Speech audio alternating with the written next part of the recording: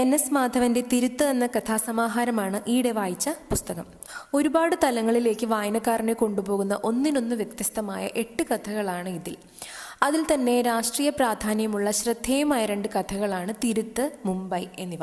1992 December 6 Babri Masjid തകർക്കപ്പെട്ടതിന്റെ പശ്ചാത്തലത്തിൽ എഴുതപ്പെട്ട കഥയാണ് തിരുത്ത്. തെറ്റുകൾ എല്ലായ്പ്പോഴും തിരുത്തപ്പെടേണ്ടതാണെന്ന ശക്തവും വ്യക്തവുമായ നിലപാടിനെയാണ് നമ്മൾ തിരുത്തിൽ വായിക്കുന്നത്.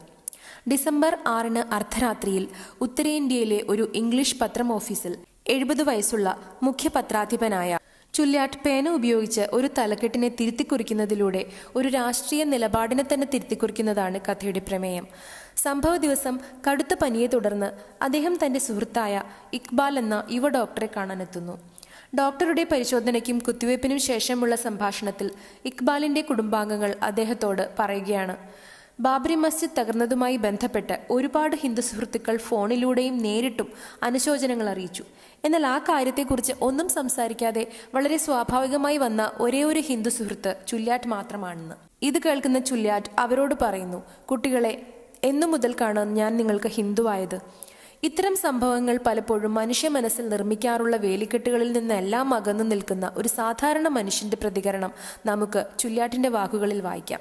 പനിക്ക് ശമനം വന്ന ശേഷം ഓഫീസിൽ മടങ്ങിയെത്തിയ ചുല്യാട്ട് ഹെഡ്ലൈനിലൂടെ കണ്ണോടിക്കുമ്പോൾ രോഷാകുലനാവുകയാണ്. അത് ഇപ്രകാരമായിരുന്നു: തർക്കമന്ദിരം തകർക്കപ്പെട്ടു.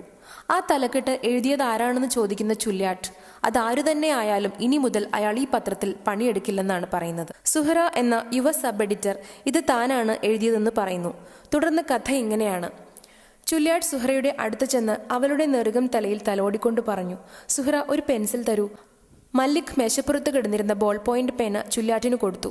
ചുല്യാട്ട് എല്ലാവരെയും നോക്കി പറഞ്ഞു, ഞാൻ മാഞ്ചസ്റ്റർ ഗാർഡിയനിൽ പത്രപ്രവർത്തനം തുടങ്ങുമ്പോൾ വെയിൽസുകാരായ വൃദ്ധൻ പത്രാധിപർ എപ്പോഴും പറയുമായിരുന്നു, നീല പെൻസിലാണ് പത്രാധിപന്മാരുടെ ആയുധമെന്ന്. നീല പെൻസിലുകൾക്ക് വംശമറ്റെങ്കിലും ഈ പേന, ഈ ആയുധം ഞാനിന്ന് ശരിക്കും പ്രയോഗിക്കും.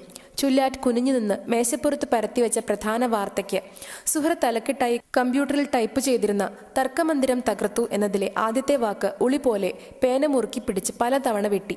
എന്നിട്ട് വിറയ്ക്കുന്ന കൈകൊണ്ട് പാർക്കിൻസണിസത്തിന്റെ ലാഞ്ചന കലർന്ന വലിയ അക്ഷരങ്ങളിൽ വെട്ടിയ വാക്കിന്റെ മുകളിൽ എഴുതി, ബാബറി മസ്ജിദ്.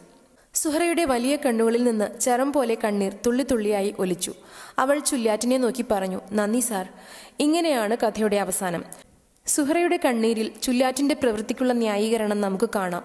ചരിത്രത്തിന്റെ കുതിച്ചുപായിൽ മതനിരപേക്ഷവാദികളും ഉദാരമനസ്കരും നിസ്സഹായരാണ്. സ്വാഭാവികമെന്ന് നമുക്ക് പലപ്പോഴും തോന്നിയേക്കാവുന്ന ചില പ്രയോഗങ്ങൾ അരാഷ്ട്രീയവും അപകടകരവുമാണ് എന്നും കഥയിലൂടെ എഴുത്തുകാരൻ വായനക്കാരെ ബോധ്യപ്പെടുത്തുന്നു. മറ്റൊരു കഥയാണ് മുംബൈ. മുംബൈയിൽ യാന്ത്രികമായി കോർപ്പറേറ്റ് ജീവിതം നയിക്കുന്ന അസീസ് എന്ന മുസ്ലിം മലയാളി യുവാവിന് സ്വന്തമായി റേഷൻ കാർഡ് വേണമെന്ന ആവശ്യം നേരിടുമ്പോൾ അഡ്രസ് പ്രൂഫിനായി അയാൾ അന്വേഷണം തുടങ്ങുന്നു. തുടർന്ന് വളരെ ദൗർഭാഗ്യകരമായി സ്വന്തം ഐഡന്റിറ്റി തന്നെ നഷ്ടപ്പെടുന്ന അവസ്ഥയിലെത്തുന്ന അസീസിന്റെ കഥയാണ് മുംബൈ പറയുന്നത്. കൂടാതെ കപ്പിത്താന്റെ മകൾ, മുയൽവേട്ട, ബിയാട്രീസ്, അനുഷ്ഠാന ഹത്യകൾ, 1002-ാമത്തെ രാവ്, സമസ്യ എന്നീ കഥകൾ കൂടി ഈ സമാഹാരത്തിലുണ്ട്. സ്വന്തമായ നിലപാടുകളുള്ള കഥാപാത്രങ്ങളെ സൃഷ്ടിക്കുന്നതിൽ കഥാകാരൻ വിജയിച്ചിരിക്കുന്നു. വൈകാരികതകൾ നിറഞ്ഞതും ഹൃദയത്തിൽ കൊള്ളുന്നതുമായ ഈ കഥകൾ ഏറെ ശ്രദ്ധേയമാണ്. വായിച്ചിരിക്കുക. അടുത്ത ഒരു റിവ്യൂവിൽ വീണ്ടും കാണാം. Bye from Peethus world.